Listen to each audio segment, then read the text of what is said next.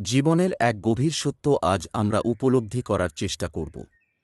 এমন একটি সত্য যা হৃদয় ধারণ করতে পারলে অস্থিরতা কমে যায়, উদ্বেগ দূর হয়, আর অন্তরে নেমে আসে এক অনাবিল শান্তি। একটু চিন্তা করুন, আমরা যখন ছোট ছিলাম তখন কি কখনো ভেবেছিলাম আগামীকাল কি খাব? স্কুলের ফি কোথা থেকে আসবে? অসুস্থ হলে চিকিৎসার খরচ কে বহন করবে? ঈদের নতুন পোশাক কে কিনে দেবে? না, আমরা এসব নিয়ে কোনোদিন উদ্বিগ্ন ছিলাম না, কারণ আমাদের অন্তরের গভীরে একটি অটল বিশ্বাস ছিল। আমরা জানতাম আমাদের বাবা মা আছেন, তারা আমাদের ভালোবাসেন, আমাদের যত্ন নেন, আমাদের যা প্রয়োজন যথাসময়ে তা পূরণ করার চেষ্টা করেন। ক্ষুধা লাগলে খাবার মিলবে, অসুস্থ হলে চিকিৎসা হবে, পড়াশোনার জন্য বই খাতা পাওয়া যাবে। আমরা সম্পূর্ণ নির্ভরশীল ছিলাম আমাদের বাবা মায়ের উপর। বন্ধু, একবার ভেবে দেখুন, আজ আমরা বড় হয়ে গেছি, নিজের দায়িত্ব নিজে নিতে শিখেছি, কিন্তু সেই সঙ্গে আমাদের জীবনে এসেছে অসংখ্য দুশ্চিন্তা, উদ্বেগ, হতাশা আর মানসিক চাপ। চাকরি হবে কি না, ব্যবসা চলবে কি না, সংসার কিভাবে চলবে, রোগমুক্ত হব কি না, সন্তানের ভবিষ্যৎ কি হবে, এসব চিন্তা আমাদের মনকে ভারাক্রান্ত করে রাখে। এর প্রধান কারণ হল আমরা ধীরে ধীরে আমাদের প্রকৃত প্রতিপালকের উপর নির্ভর করা ভুলে গেছি। আমরা মনে করি সবকিছু আমাদের নিজের শক্তি, বুদ্ধি এবং পরিকল্পনার মাধ্যমে অর্জন করতে হবে। অথচ এই পৃথিবীতে এমন অনেক ঘটনা ঘটে যা আমাদের নিয়ন্ত্রণের বাইরে। আমাদের জীবনের প্রতিটি শ্বাস, প্রতিটি মুহূর্ত, প্রতিটি সুযোগ, প্রতিটি প্রাপ্তি এবং প্রতিটি অপূর্ণতা মহান সৃষ্টিকর্তার জ্ঞানের মধ্যেই রয়েছে। তিনি আমাদের সৃষ্টি করেছেন, তিনি আমাদের লালন পালন করছেন, তিনি আমাদের প্রতিপালক, তিনি আমাদের অন্তরের গোপন ইচ্ছাগুলোও জানেন। তাই জীবনের সমস্ত বিষয় সৃষ্টিকর্তার উপর ছেড়ে দিতে শিখতে হবে। এর অর্থ এই নয় যে আমরা চেষ্টা করব না। অবশ্যই চেষ্টা করতে হবে, পরিশ্রম করতে হবে, নিজের দায়িত্ব পালন করতে হবে। কিন্তু ফলাফলের চিন্তা, অতিরিক্ত উদ্বেগ এবং অস্থিরতা সৃষ্টিকর্তার হাতে সমর্পণ করতে হবে। মনের মধ্যে একটি বিষয় স্থির করে ফেলুন, যা আমার জন্য নির্ধারিত তা কোনোভাবেই আমার কাছ থেকে দূরে যেতে পারবে না।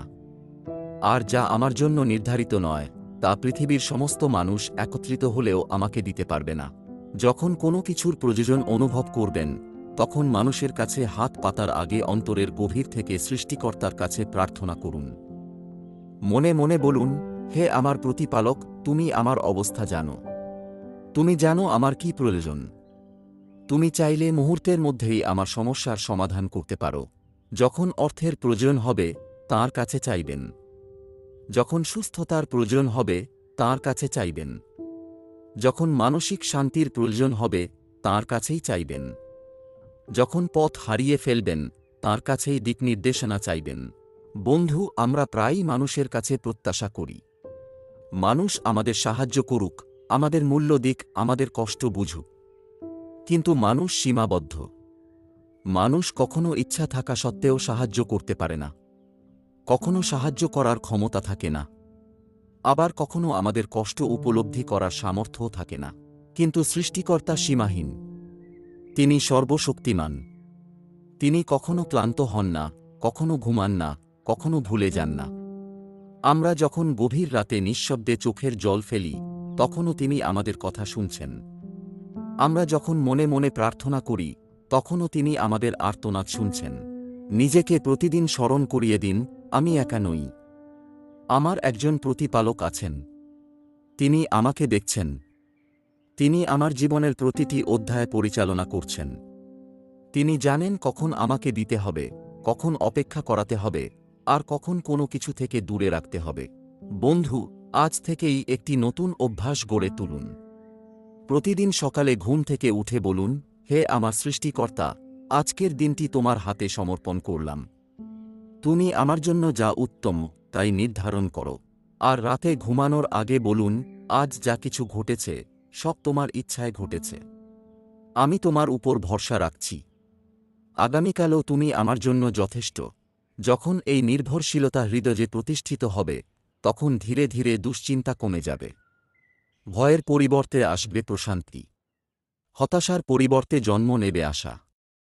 কারণ তখন আপনি বুঝতে পারবেন আপনি এমন একজনের উপর ভরসা করছেন, যিনি কখনো তাঁর বান্দাকে পরিত্যাগ করেন না। মনে রাখবেন, মানুষের উপর প্রত্যাশা কমিয়ে দিন, কিন্তু সৃষ্টিকর্তার উপর ভরসা কখনো কমাবেন না। কারণ তিনিই আমাদের একমাত্র প্রকৃত আশ্রয়, একমাত্র প্রতিপালক এবং একমাত্র নির্ভরতার স্থান। ধন্যবাদ।